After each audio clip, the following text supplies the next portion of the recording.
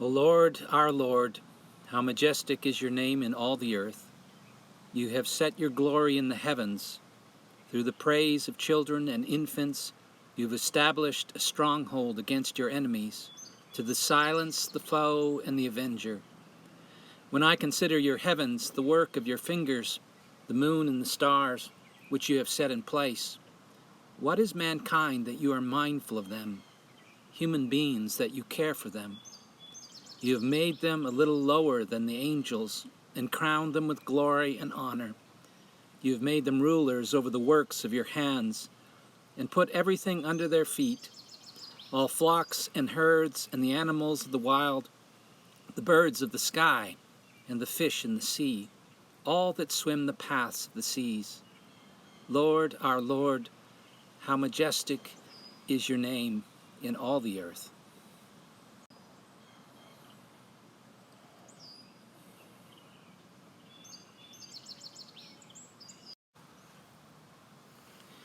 In his book, This Sunrise of Wonder, Michael Maine writes this to his grandchildren. If I could have waved a fairy grandfather's wand at your birth and wished upon you just one gift, it wouldn't have been beauty or riches or a long life. It would have been the gift of wonder. Michael Maine suggests that they set their sights not on success, but on a sense of awe. It is from that same disposition of awe, it is out of that sense of wonder that the ancient writer wrote the words we heard a moment ago. O Lord, our Lord, how majestic is your name in all the earth.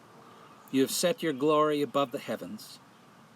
We can easily imagine the psalmist writing this alone, gazing into a cloudless night sky, and the stars are bright. It is quiet and still, and all he can hear is the sound of his own heart beating, or the steady heartbeat of the universe. When I consider the heavens, the work of your hands, the moon and the stars which you have set in place, what are human beings that you are mindful of them, mortals that you care for them? Yet you have made them a little lower than God, and crowned them with glory and honor. If wonder is a contagion, then we might catch it from these words. If awe is a gift, then perhaps they are the spectacles through which we might see the world as it really is. When I consider your heavens, I suppose the problem for most of us is that we don't have time for awe or wonder, even if it is a gift. No time for considering the heavens or anything other than what is right before our faces and the needs of the day. The tap that leaks, the lawn needs cutting, phone calls to return. We have places to go, appointments to be kept. We rarely look up, preoccupied as we are with the siren of our own lives, our to-do lists and daytime planners. The push and rush of our lives, the pace at which we live, can be frightening, even maddening, but hardly awe-inspiring or wonderful. Dave Matthews sings, "Rushing around is what's wrong with the world. Don't lose the dreams inside your head." And Henry David Thoreau said, over 100 years ago, what is even more true for us today: most men live lives of quiet desperation. Our lives are frittered away with details, when it is reality that we seek. How sad to live our lives without taking in the view. How tragic to miss those glimpses of glory. How disastrous to live with no sense of the miraculous nature of our own lives. Philip Tonabee argues that the basic command of religion is not do this or don't do that, but simply look. Linguistics scholars believe the root of the word religion means to pay attention, to give care. The truly religious attitude is carefully paying attention to people and things as a part of the process of learning to appreciate them. In the back of our brains and the depth of our souls, there is too often forgotten sense of astonishment. The goal of the spiritual life is to live with wonder. But most days, wonder is a luxury that we do without. In the comic strip Peanuts, Snoopy's brother Spike, who lives in the desert, is sitting with his back against a cactus, writing a letter that says, "At night the sun goes down and the stars come out.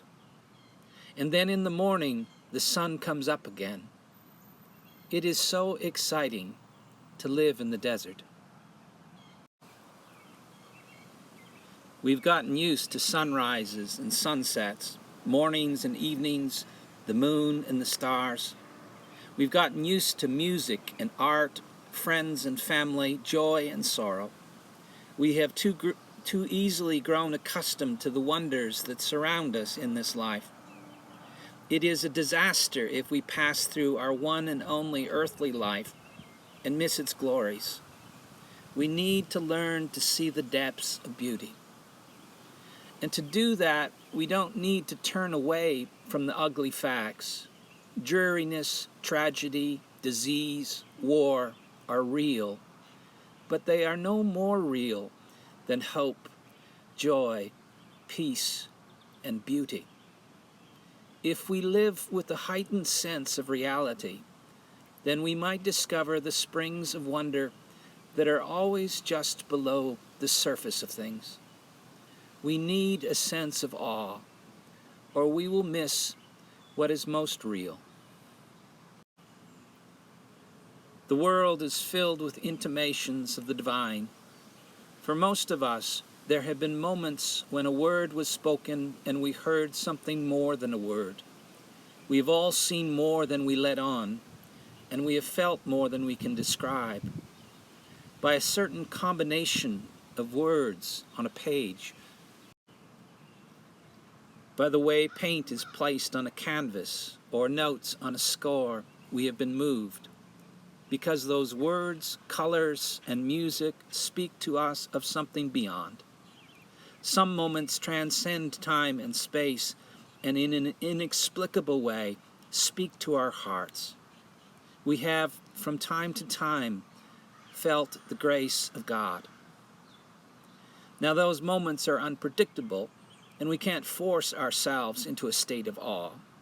How we experience the world depends on 100 different things. How we feel that day, how the people around us feel, what's on the front page of the newspaper, whether the sun is shining or the streets are frozen, whether you've had a good night or a sleepless one. And some days we are doing well just to get through the day. But what we can always keep doing, though it may take a lifetime, is learning to see, notice, pay attention. We can exercise our imagination as much as our reason. We can understand that there is no object, and certainly no person, unworthy of wonder. We can sense the holy in the distant stars, in the sudden brilliance of a tree that has been in our backyard for years, in what happens to our coffee when the cream goes in. The world is sacramental. Creation is marked with the signature of its creator. The way to the holy is through the ordinary, which is always more extraordinary than we think.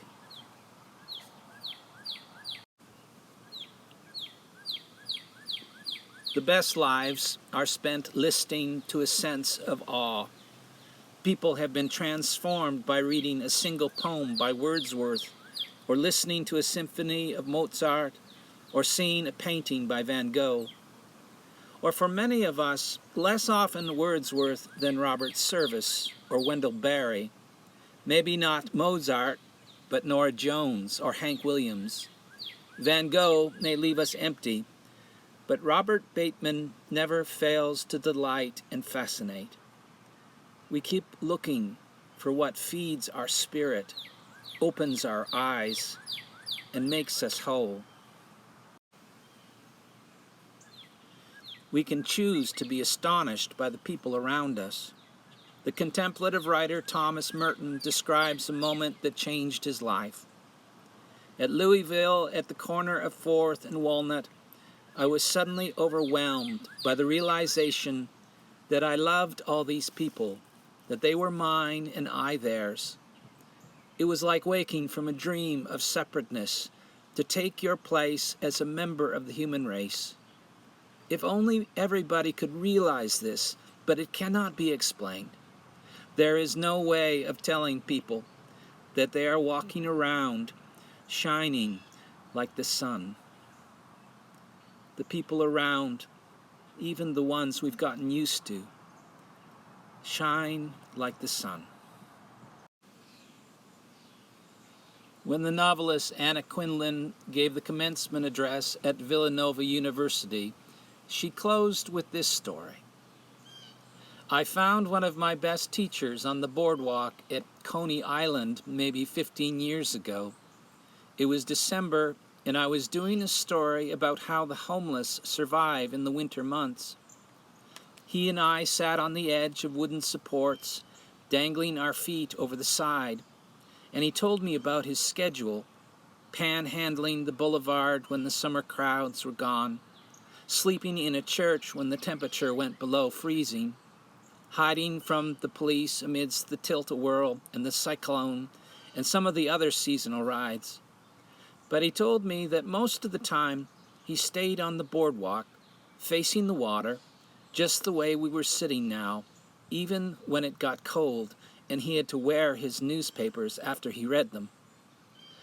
I asked him why didn't he go to one of the shelters? Why didn't he check himself into the hospital for detox? And he just stared out at the ocean and said, "Look at the view, young lady. Look at the view." And every day, in some little way, I try to do what he said. I try to look at the view. And that's the last thing I have to tell you today. Words of wisdom from a man with not a dime in his pocket, no place to go, nowhere to be. Look at the view. You'll never be disappointed.